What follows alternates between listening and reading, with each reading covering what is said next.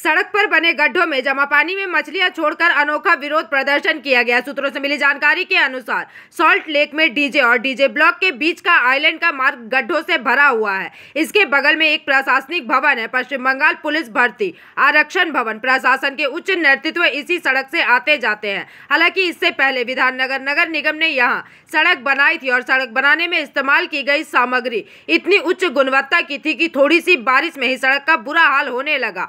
बता दें कि विधाननगर भाजपा ने उस सड़क पर मछली के चारे छोड़कर विरोध प्रदर्शन किया।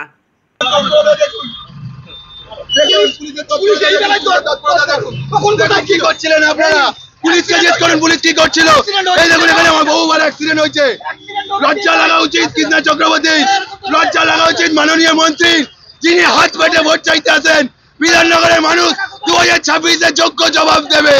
বিধাননগরের মানুষ আমাদের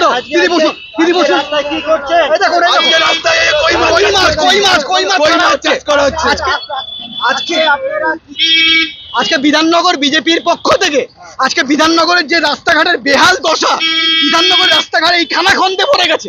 সমস্ত ওয়ার্ডে বিধাননগর পৌর নিগমের মেয়র কি করছেন, এইখানে সামনে এসডিও অফিস, এখানে এসডিও মন্ত্রী আমলা সুজিত বসু বিধায়ক কোথায়? সাধারণের ট্যাক্সের টাকা কোথায় যাচ্ছে? কোথায় যাচ্ছে? রাস্তাঘাট হচ্ছে না কেন? রাস্তাঘাট হচ্ছে না কেন? এই ইট ফেল রাস্তা সাধারণ মানুষ ভোগান্তি করবে, এটা চলবে না।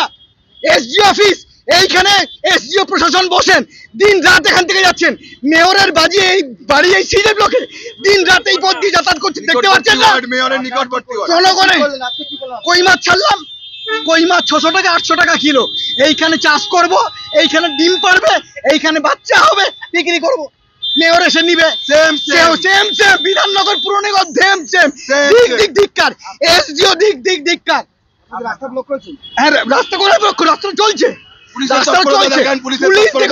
পুলিশের এইখানে ট্রাফিক গার্ডের বুঝিয়ে না, এইখানে ট্রাফিক গার্ডের অফিস দিন রাত দেখছেন না, এই অবস্থা কেন? সঞ্জয় পয়রা বিধাননগরের বিজেপি কর্মী, এই দিদিরা। Bureau report PVTV news.